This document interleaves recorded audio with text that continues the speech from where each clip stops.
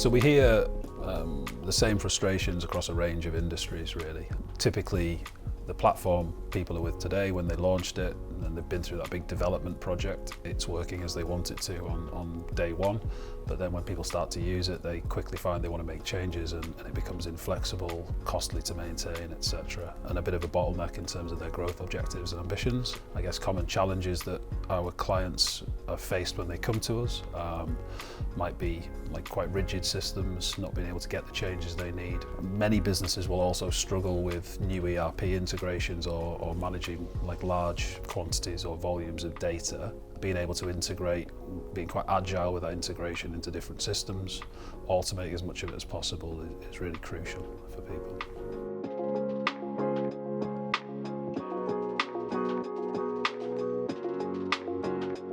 We hear the same frustrations from businesses across a range of industries. Their current e-commerce platform, typically during the build and development of the new site, will do what they wanted it to, but very quickly it becomes outdated because they'll take feedback or industry changes, which happen so quickly across e-commerce. Many businesses are also struggling with integrations and data generally, so they might have ERP integration, CRM, maybe there's a new warehouse management system that they want to integrate with. Being able to quickly plug in those new data touch points and it to work and be automated is difficult and challenging for most other platforms, and I guess that creates a lot of roadblocks for those clients.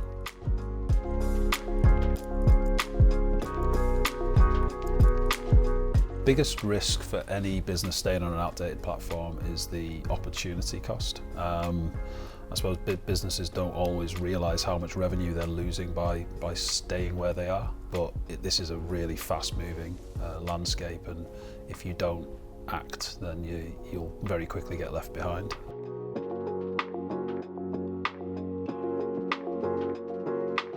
You'll typically find you're on a platform that maybe isn't scaling to meet your own objectives or certainly your customers' expectations. So you'll be missing out on an awful lot of potential revenue, be it repeat or new customers. I suppose slow site speeds, checkout performance, like being able to optimize each step of that journey is really important. When you're selling B2B as well, it's giving a modern buying experience to the customer. And remember as well that within the customer itself, new people are coming and are working in those buying departments, and their expectation, if you're Gen Z or younger, is Amazon. And if you can't deliver Amazon and all the good stuff that goes with it, you're going to be missing out on a lot of opportunity.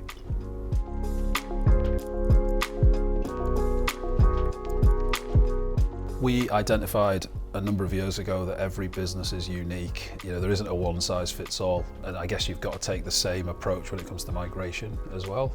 Other platforms or if you go to an agency or something like that, they might have quite a rigid structure that they want you to fit within. But certainly we don't as a business think that's fit for purpose in terms of typical successful businesses online. They'll have their own challenges. Often, certainly in the B2B space, a business might be 50 years old with staff and processes that have worked really well for them to exist today. What we need to do is to be sensitive towards that history. And so where I think our team really excels is we genuinely get to know the client. We get to know the different workflows, the different touch points as well, where we can step in and out of an existing process so that we're not asking them to build a whole new business. We're actually looking at the existing business and finding ways where we can add to it and remove some of the, I suppose, manual elements to their current workflow. I think from a migration point of view, we recognise that every business is unique. There's a history that we need to be sensitive to, and we've got a team that does a really good job of translating that into a modern, powerful e-commerce solution.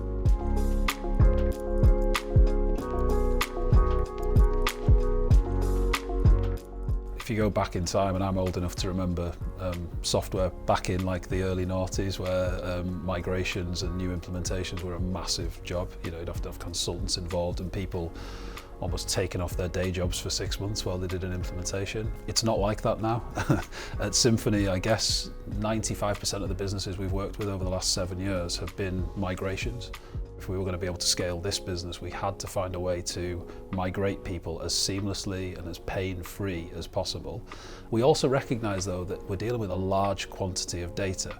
And so what we've done is we've mapped out process, and we've got a team that is put onto each project so that we We'll take care of the heavy lifting. Of course, there's going to be a moment where we've got to speak with the client and understand their needs, but we do that at the start with a big project discovery session, and then our team will map it out and deliver the actual implementation, data migration, all the design and everything that needs to happen. So in terms of disruption, fairly minimal. We do need people to check in and see how we're getting on and give us feedback. But yeah, in terms of real downtime, maybe a minute while we point the domain at our servers, and we're beavering away in the background rather than, disrupting their day-to-day work.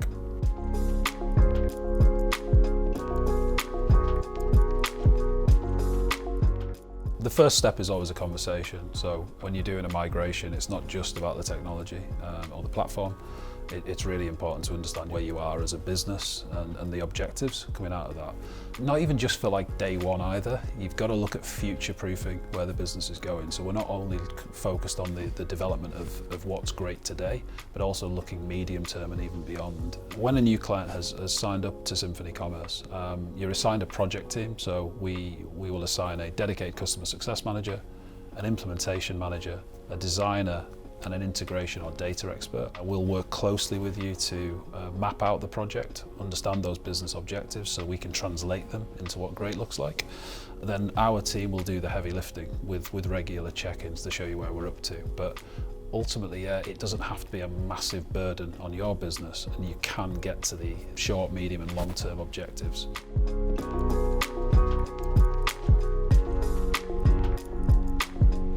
It will vary, I guess. Perhaps you've got an MD or a CEO of a company who's got board level objectives to deliver, and it might be to do with operational efficiency, or they're looking at new growth channels where they can add to the top line or bottom line revenue that they've got.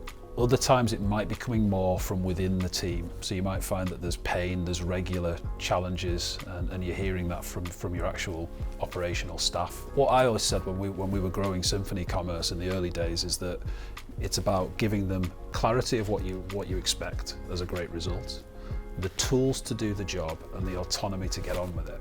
And I guess e-commerce and the platform you're working with is a big part of the tool to do the job. So you might find it's a top level strategy thing that's coming from a board, or it might be actually operationally, you're hearing the challenges of the team saying, we can't achieve what we should be able to achieve because we're having to do X or Y to manually currently with the current platform.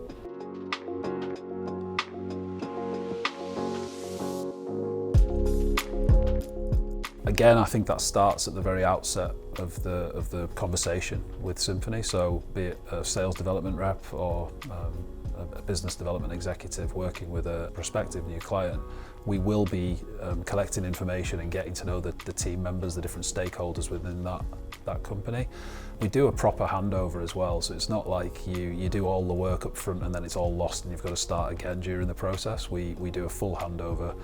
The minute a new client signs up to join Symphony Commerce, you are assigned a dedicated customer success manager who will stay with you for the lifetime of your journey with Symphony. And so you've got that consistency, which I think is really important. But again, yeah, it's us understanding who the different stakeholders are within the business and making sure that we can be as present and helpful as we are needed to be to ensure successful adoption, that you are achieving those objectives. So once a site goes live as well, that dedicated resource will be having regular check-ins proactively. As a platform, we do 3 or 4 releases of new features every single week. It's a super active roadmap. It's really hard to communicate that or expect all of our clients to read an article about it.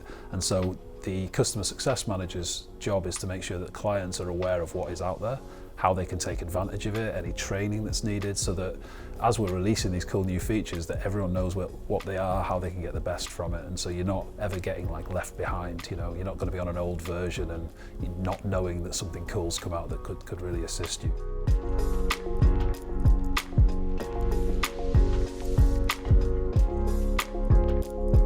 Where Symphony started life was within a digital agency. So Kevin Jones, who was our founder and CTO, he ran a digital agency where every project he had website build involved with it. And at the time, there wasn't a tool or software that allowed you to do that without relying on developers at every step of the way. And developers take a long time and cost a lot of money. And Kev, way back then, thought there had to be a better way.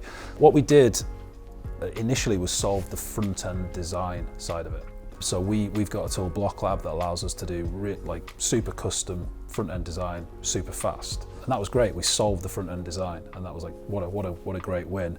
The reality, as we moved more into B2B and bigger clients, we realized that actually back-end integrations, automations, how we handle data, that was actually the big problem now. And so we had to try and solve the same what we did on the front end with Block Lab. We had to find a way to solve those back-end integration and data challenges. Can we find a way where we don't have to rely on developers every time we want to do an integration? And so what we actually were able to do is build an iPaaS system called Chain.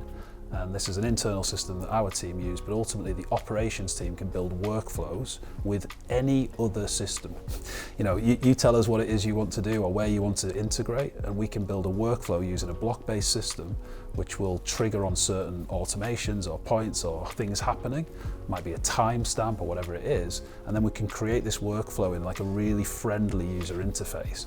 And that means that we don't have to build plugins for every single third-party application like most of our competitors would. And so no developer requirement there, so we can do it really quickly. There's another key part here as well, whenever you're integrating with a third-party system, is that nobody uses an ERP the same way. Like the minute you implement an ERP, you will use it different. You'll have different fields, you'll have different requirements. And so when you try and build a plugin, like a developer-built plugin for an ERP integration, you can never imagine all of the different configurable options that people might do, because some of them don't really exist yet. And that means that a plugin doesn't really work for lots and lots of unique businesses. So what we've done instead, by using Chain, our iPaaS system, is we build every integration is unique, but it's done quickly using technology and human interaction rather than relying on developers coding something.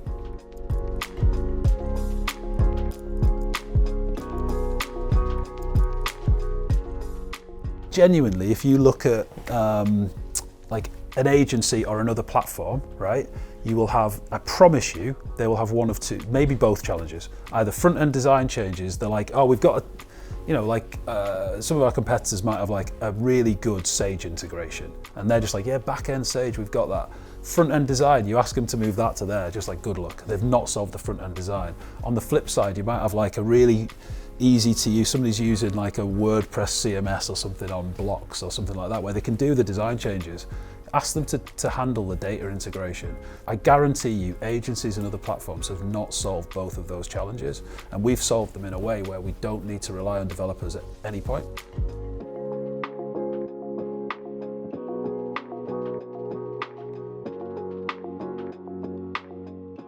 We did an implementation for Toshiba in America. They are integrated into their Oracle ERP. There's 32,000 customer accounts with unique product catalogs and unique prices for every single one of them. That took us under 4 months. Our development team didn't even know it exists.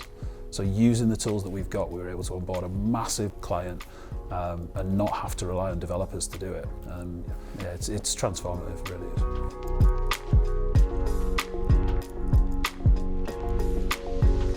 If you're small and starting out, you can kind of build your business to work with a rigid platform. I think if you're a real company that's existed and has got real people working in a certain way, like change is hard enough, let alone if you're asking people to change the way that you expect them to work. With a rigid platform, ultimately, you can make a rigid platform work, but you're going to have to work with it rather than the other way around. And that's just going to make adoption, both for your own team and for your customers, like really difficult. So understanding what I suppose those two personas need, so the buying persona and the administration persona, and being flexible to build them something which works for what they do today and what's going to make sense for them today, is going to help adoption on both sides, both internally and externally. Rigid systems, if you're starting out, like sure, if you're selling hoodies out your bedroom, go to Shopify, it'll work. If you're a real company, which most of the B2B space is, wholesalers, manufacturers, distributors that have existed for a long time, if you want this to be implemented and adopted, you need to be, again, sensitive to the people who are going to be using it, and I think that's not possible on a rigid system.